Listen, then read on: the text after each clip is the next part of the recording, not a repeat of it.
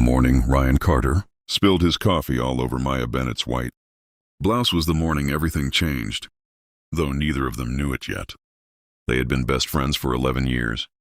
11 years of shared Netflix passwords, late-night phone calls, emergency ice cream runs, and every single version of each other that life had thrown at them. They had seen each other ugly cry at funerals, embarrass themselves at job interviews, fail, fall, and rebuild. They were the kind of friends people wrote songs about, the kind that made other people quietly jealous. Maya always said Ryan was her favorite human being on the planet.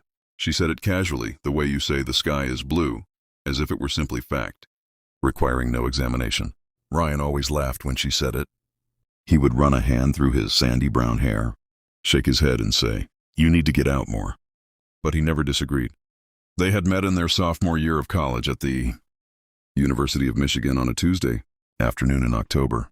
Ryan had been sitting in the wrong classroom for 20 minutes before realizing it, and Maya had been the one to quietly slide a note across the desk that read, "This is advanced organic chemistry. You look like you're in the wrong place." He had looked at her, brown eyes warm with amusement, dark hair falling across her shoulder, and written back, "I'm exactly where I'm supposed to be." She had rolled her eyes. He had switched to the right classroom, but he had come back to find her the next day. That was Ryan Carter. He always came back. Over the years, they built a life side by side. Not a romantic life. They were very clear about that. At least out loud, but the kind of deep, tangled, soul-level friendship that quietly refuses to stay inside the lines. They celebrated every promotion together. When Maya's father passed away during their late 20s, it was Ryan who sat with her on the kitchen floor of her apartment at 2 in the morning, not saying anything, just present. When Ryan's long-term girlfriend, Stephanie, ended things and told him he was emotionally unavailable, it was Maya who showed up with bourbon and told him, "She wasn't wrong, but she also wasn't right for you." He had looked at her strangely that night. She had looked away first. There were moments, small, flickering moments, that neither of them ever acknowledged. The way Ryan's hand lingered a second too long on Maya's back when they walked into crowded rooms. The way Maya laughed differently around him than she did around anyone else. Looser, more real, like she wasn't performing at all. The way they finished each other's sentences so naturally that strangers assumed they were married. The way they never quite managed to both be single at the same time, as if the universe itself was keeping them apart, not ready to let them collapse into each other just yet. But here is what the universe did not account for. People eventually grow tired of waiting. It was a Saturday in March when everything cracked open. Ryan had called Maya that morning and asked if she wanted to grab brunch.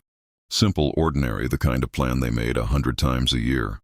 She had said yes without thinking, pulled on jeans and a sweater, and met him at their usual spot. A small corner cafe in downtown Chicago called Harlow's, with mismatched chairs and coffee that was always slightly too hot. He was already there when she arrived.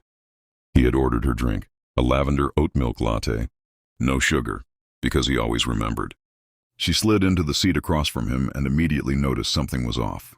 His jaw was tight. His eyes, which were usually easy and open around her, held something careful in them, something guarded. "You okay?" she asked. "Yeah," he said. "Then no." She waited. He looked down at his cup. He turned it in his hand slowly, the way he did when he was organizing his thoughts, when he was trying to find the right words for something that didn't have right words. "I need to tell you something," he said, "and I need you to let me finish before you say anything. Because if you interrupt me, I'm going to lose my nerve and we'll just end up talking about something stupid for the next 3 hours and I'll go home and feel like an idiot." Maya set down her latte. Her heart, without permission, began to beat a little faster. "Okay," she said quietly. Ryan exhaled. He looked up at her then, really looked at her, the way he didn't usually allow himself to in these ordinary moments. "I've been in love with you for 6 years, he said. His voice was steady, but only just. Maybe longer. I don't actually know when it started, which is the terrifying part, because I think it happened so slowly and so completely that by the time I realized it, it was already everything. It was already the whole thing." The cafe noise continued around them. Cups clinking, someone laughing near the window, the gentle hiss of the espresso machine. Maya sat very still. "I never said anything," Ryan continued, "because I was scared. I was scared of losing you. I was scared that you didn't feel it back, and that saying it out loud would ruin the only thing in my life that has ever felt completely certain. You are the only thing, Maya. In 11 years, you have been the only constant, and I couldn't risk destroying that." He paused. His voice dropped lower, quieter, like a confession in a dark church. "But I'm more scared now of never saying it. I'm more scared of watching you spend your life with someone who doesn't know the way. You laugh when something actually surprises you, or that you always read the last page of a book first, or that you cry at commercials and pretend you have something in your eye." He shook his head slightly. "Someone who doesn't know you the way I know you." He stopped. He had said what he needed to say. He exhaled slowly, like he had been holding that breath for 6 years and was only now releasing it. Maya was quiet for a long moment. Her eyes were bright. She was pressing her lips together the way she did when she was trying not to cry in public. "Ryan," she finally said, "you don't have to." "I loved you first," she said. He blinked. "I loved you first," she repeated, and her voice broke on the last word in the smallest way. "I fell in love with you so long ago that I convinced myself it was just friendship, because that's what we called it. And I genuinely thought that you didn't see me that way. So I buried it. I buried it so carefully for so many years, and I got good at it. I got so good at pretending that sometimes I almost believed myself." A single tear slipped down her cheek and she didn't wipe it away. "I dated other people and I was never fully there. And every time something good happened in my life, the first person I wanted to tell was you. Every single time. It was always you." Ryan was staring at her like she had just said something in a language he had spent his whole life trying to learn. "We're idiots," he said. She laughed, a real laugh, wet and broken and completely her. "We are such idiots." He reached across the table and took her hand. Not dramatically, not like a movie, just quietly. The way you reach for something you've wanted for so long that when it finally happens, it feels less like a beginning and more like a recognition, like your hand already knew where it belonged. 6 years, she said softly, shaking her head. "I know. We wasted 6 years. We didn't waste them," he said. "We needed them. We needed to become the people who could say this to each other without running." She looked at him. He looked at her. And in that ordinary cafe on an ordinary Saturday morning, 11 years of friendship quietly, finally, beautifully became something more. Now, before we reach the end of this story, if you have made it this far, you already know that this is not just a love story. This is a story about fear, about how the thing we are most desperate to protect is sometimes the very thing we are most desperate to reach for. Ryan and Maya spent 6 years orbiting each other, close enough to feel the warmth, too scared to step into the fire. Maybe you know that feeling. Maybe you have your own Ryan. Maybe you are someone else's Maya.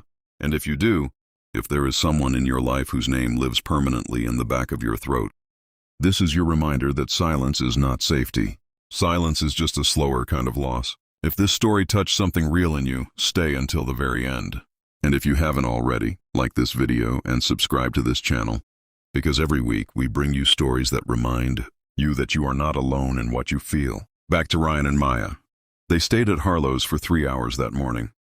They talked the way they always talked, easily, endlessly, but something was different now. Something had been unlocked. They talked about all the moments they had both noticed but never named. The night of Ryan's breakup with Stephanie, when Maya had said she wasn't right for you, and Ryan had felt something shift inside his chest.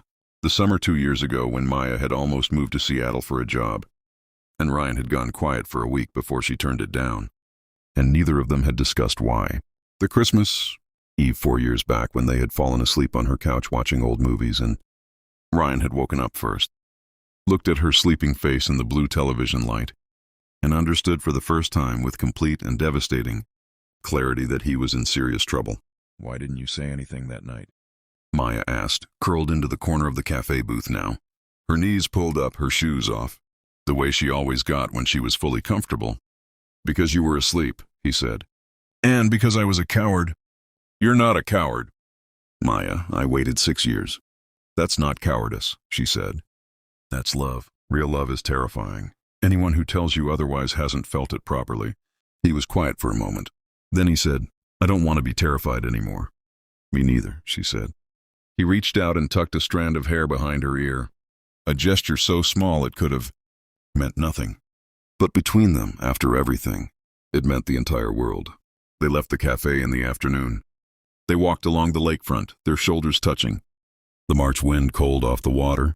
Neither of them in any hurry to be anywhere that wasn't here. Ryan bought them both hot chocolate from a street vendor and burned his tongue immediately, and Maya laughed at him with her whole face, and he thought, This is exactly it. This is what I was afraid of losing, but this is also what I was afraid of never having. That night, standing outside Maya's apartment building where he had stood 100 times before to say goodnight, Ryan looked at her and said, "I'm glad I told you." "I'm glad you did too," she said. "I'm glad one of us finally did. For the record," he said, "I still think you loved me first." She smiled, slow, warm, like sunrise. "You'll never be able to prove that. I have 11 years of evidence." She reached up and held his face in both her hands. She looked at him the way she had always looked at him, except now neither of them had to pretend it was something smaller than it was. "Ryan Carter," she said softly, "you are my favorite human being on the planet." He smiled. For the first time, he didn't tell her she needed to get out more. He just said, "I know. You're mine too."